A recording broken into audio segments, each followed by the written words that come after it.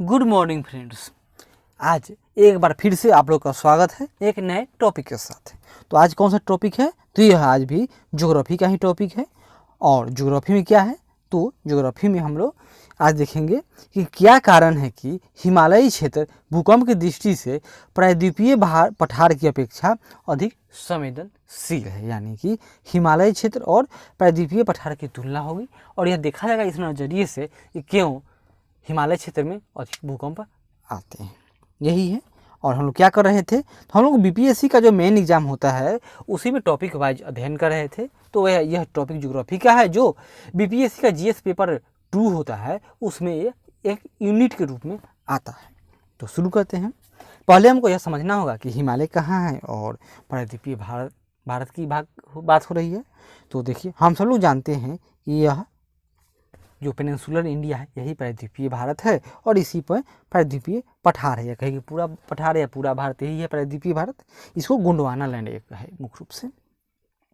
और हिमालय, तो हिमालय आपका ऊपर मतलब नॉर्थ इंडिया हिमालय है। तो हिमालय ये है ना, चापाकार हिमालय है, इस तरह का हिमालय है। क्लियर है?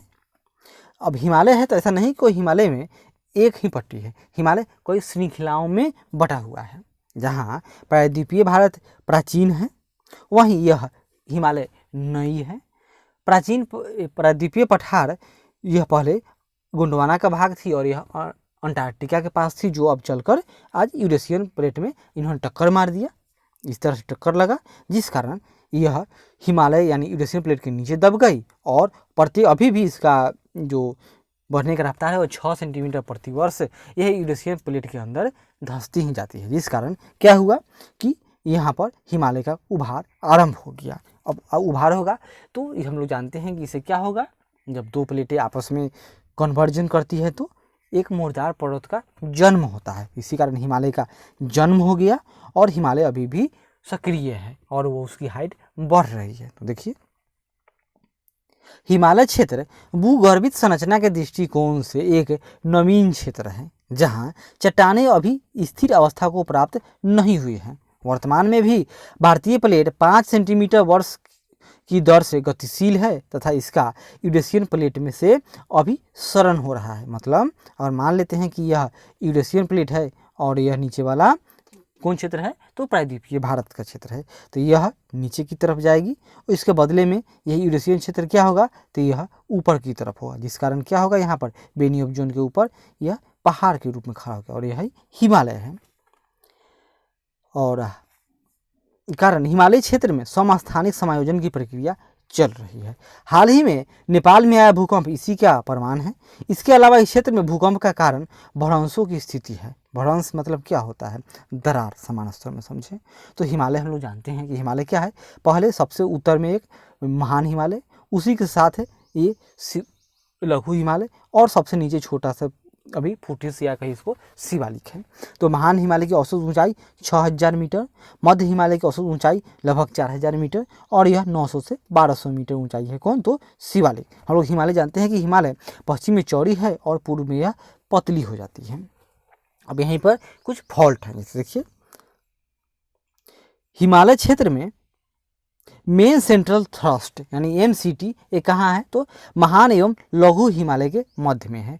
मान लेते यह महान हिमालय है जिस पर एवरेस्ट, अन्नपूर्णा, कंचनजंगा, धौलागिरी आदि बहुत बड़ी बड़ी चोटियाँ हैं।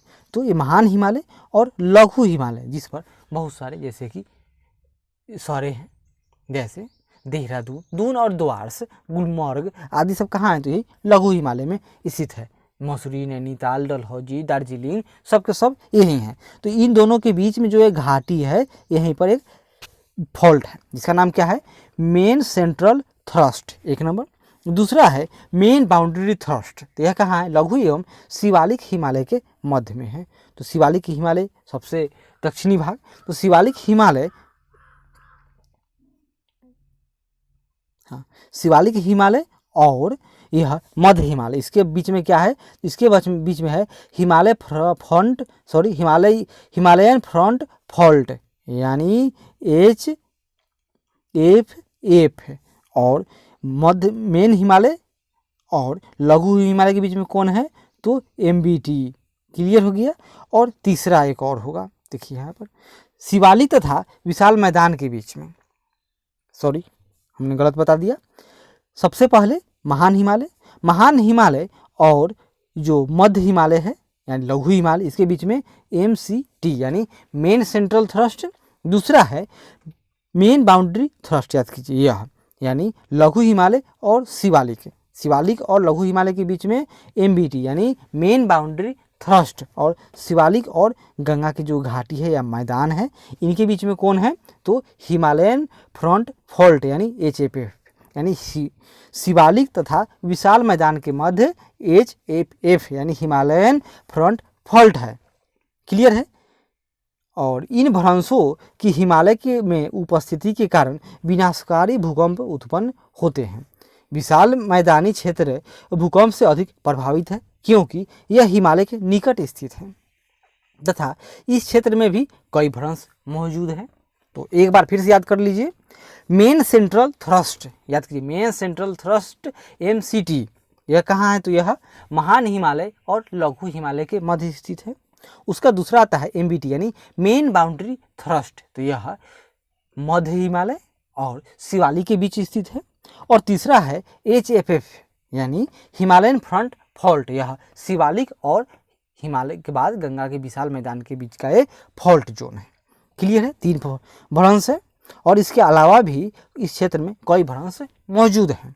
प्रायद्वीपीय पठार की बात हो रही है तो यह भूगर्भिक संरचना की दृष्टि से सर्वाधिक प्राचीन क्षेत्र है क्योंकि यह गोंडवाना का हिस्सा था। आरंभ में प्राचीन संरचना से निर्मित होने व कोई भूगर्भिक हलचल न होने के कारण इस क्षेत्र को भूकंप से मुक्त क्षेत्र माना जाता था, किंतु पिछली शताब्दियों में लातूर, कोयना, यह कोयना में डैम बना दिया गया जिस कारण यहाँ फॉल्ट विकसित हो गया। जबलपुर तथा 2001 में कच्छ में आए विनाशकारी भूकंप से यह अवधारणा आधारहीन साबित हो गई। इस क्षेत्र में भूकंप के लिए दरार एवं भ्रंश की उपस्थिति को उत्तरदायी माना जाता है। इस प्रकार स्पष्ट है कि प्रायद्वीपीय पठार भूकंप की दृष्टि से मुक्त नहीं है, लेकिन या किंतु भूगर्भिक संरचना व पठारी दृष्टि से के कारण यह हिमालय क्षेत्र की अपेक्षा कम संवेदनशील है। भारतीय प्लेट व यूरेशियन प्लेट की अभिसरण प्रक्रिया भूकंप की दृष्टि से हिमालय क्षेत्र को अधिक संवेदनशील बनाती है।